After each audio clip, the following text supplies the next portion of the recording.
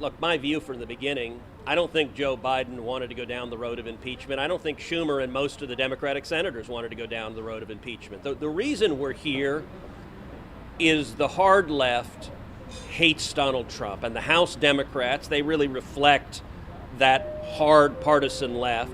They drove the impeachment. I think Schumer felt he couldn't tell his base no, especially when he's afraid of being primaried from the left in New York.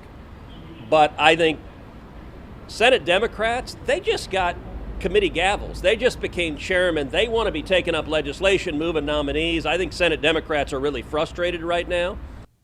Senator Ted Cruz nails it on this impeachment fiasco. Remember, this is the second time around. The most acquitted man in U.S. political history, at least as president, former President Donald Trump, must be pretty happy with the outcome of this weekend's vote. The Democrats have managed in 4 years to fail at not one, but two politicized impeachments of the former president. Here for more about the trial and also the upcoming COVID relief bill. You know, the kind of stuff Congress should be doing. I'm joined by Arizona Congressman Andy Biggs. Congressman Biggs, always good to see you. Good to be with you, Buck. Thanks for having me. Let's start with, what was this all about? What was achieved? Well, achieved was embarrassment on the part of the Democrats yet again. I mean, Ted Cruz was right. This was a political folly.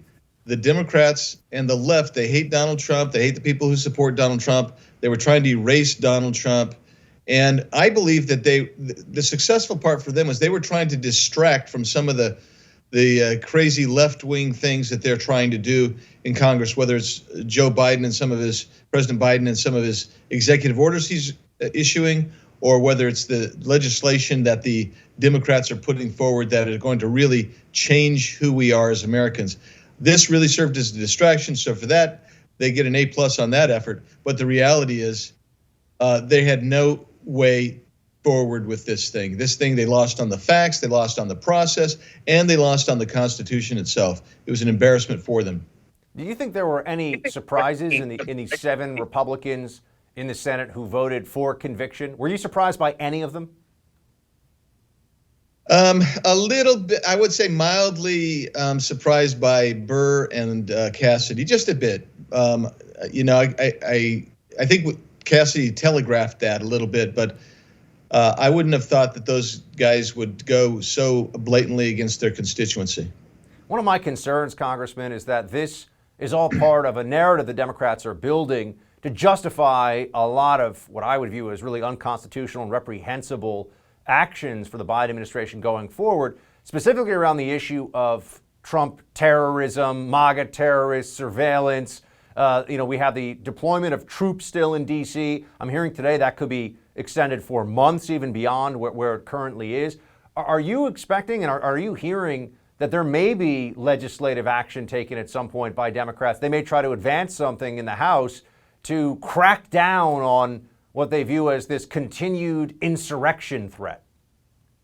Yeah, I do, Buck. That's a great point. I think one of the things that I'm hearing that's going around the rumor mill is that they want to basically have a second Patriot Act. They want to expand the use of FISA. They want to categorize people who disagree with them politically and philosophically as domestic terrorists. You see that everywhere you go. You hear the term white supremacists for Republicans. They don't just call us Republicans anymore. We're white supremacists. And they want to really couch it in those types of inflammatory language because they want to use that to justify spying on people who they disagree with. The problem for them is that's 75 million who voted for President Trump, and then there's probably tens of millions of other people who they disagree with as well. So yes, it is something to be really concerned with, and we're hearing that. That is a live one on the rumor mill right now. I wanted to have you react to this. I wanted to add this into our conversation.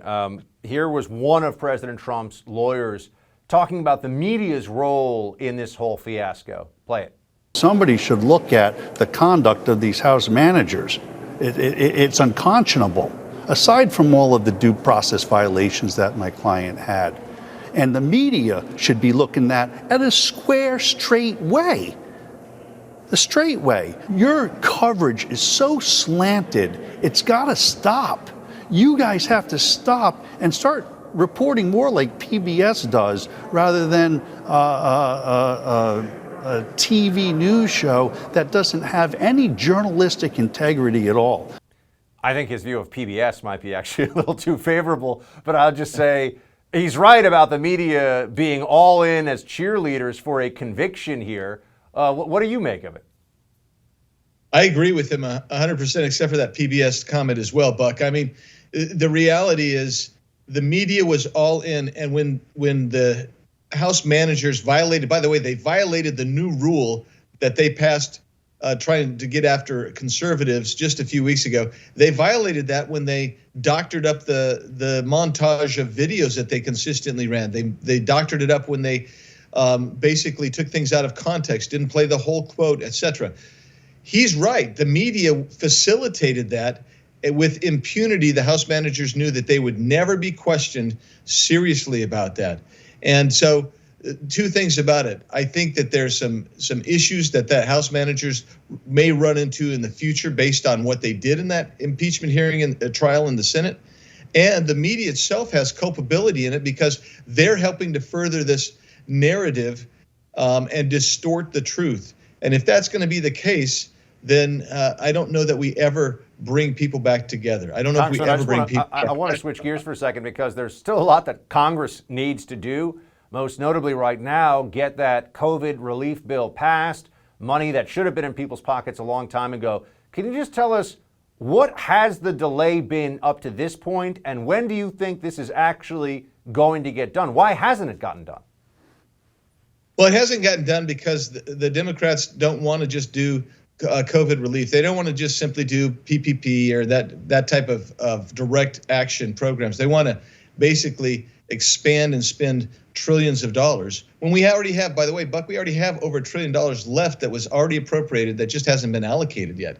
They could have done that immediately, but they chose not to. So what they're doing is they're having to use a procedure. I won't get into the weeds on it, but they're having to use a congressional procedure that is a little bit longer and drawn out because it allows them to get 51 votes on it in the Senate instead of the 60 votes. They can't get the 60 votes because it's such a bad bill, bad package that they put together. So because it goes far beyond COVID relief. So it's going to be that type of deal. So it's going to come out of the House. We actually had hearings on it last week. Most of the committees have had hearings. It can come out of the House pretty soon, get over to the Senate, and they want to do it that way. So we're talking several weeks out still. But the bottom line, Buck, is they're doing a procedural,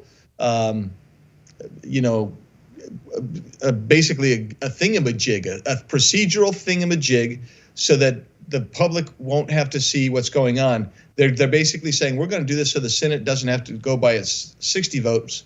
It's going to only need 51 votes. So it may be springtime before people actually get any of the aid that the federal government has been withholding now for many months.